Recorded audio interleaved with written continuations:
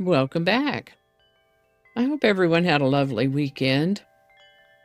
Today we have sort of a secret surprise horse word. We'll talk about a volcano, some constitutional amendments, an agricultural scientist and the architect he inspired, and then we have, of course, a song and a quote. So grab your favorite cuppa, settle in, and let's have a look.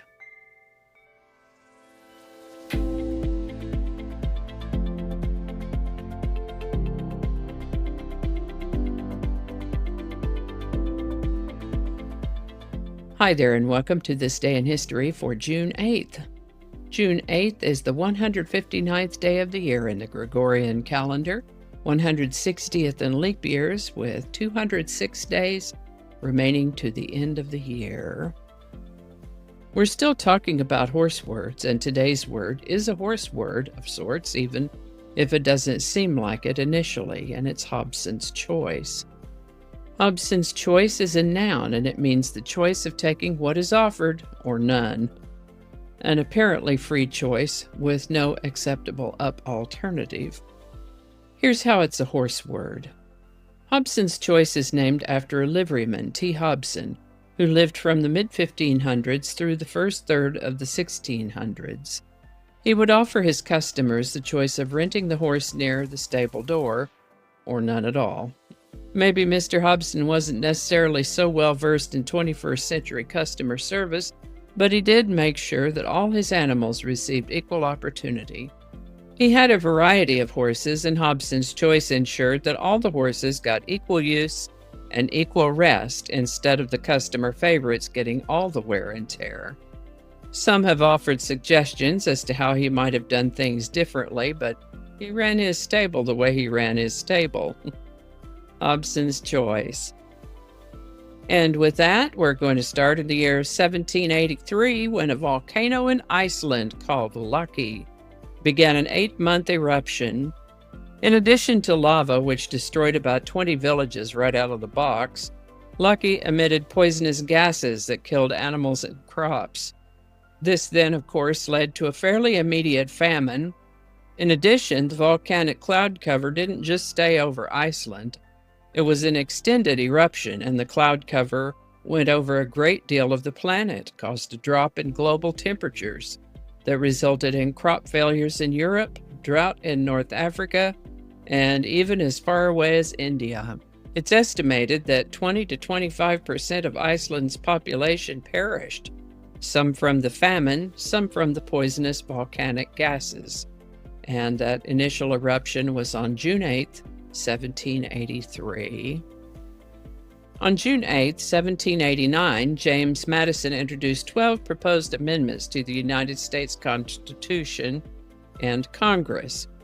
Articles 3 through 12 were ratified as additions to the Constitution 2.5 years later, in December of 1791, becoming Amendments 1 through 10 of the Constitution.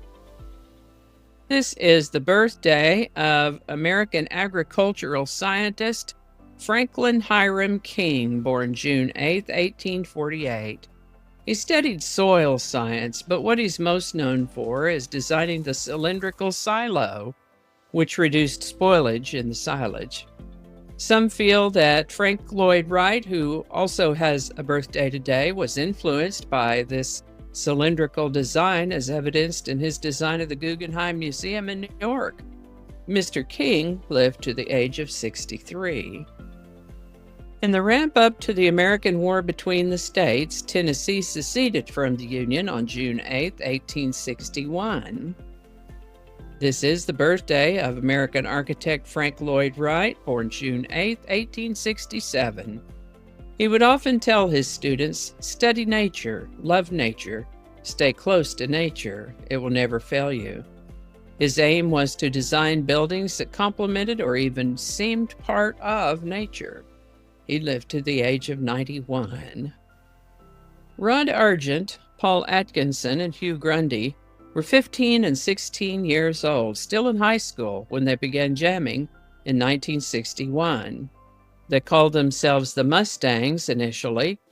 Cullen Blunstone and Paul Arnold joined the group early in 1962. The boys soon learned that there were already bands called the Mustangs.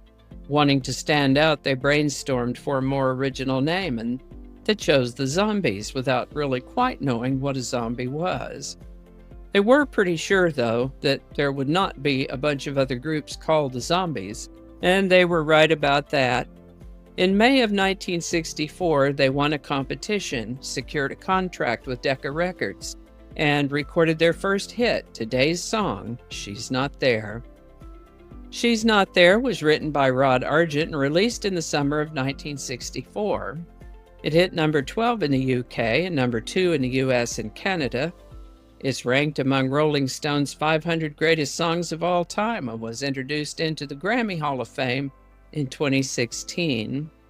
Rod Argent has said that as he wrote this song, he could hear Zombies vocalist Cullen Blunstone singing it in his mind. She's Not There has been covered by Santana and several other artists and featured in movies.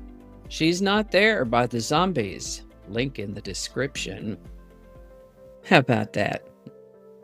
YouTube viewer and frequent commenter AH sent me today's quote, and it is, "A gentleman would rescue a man trapped in a well, but he would not jump in himself.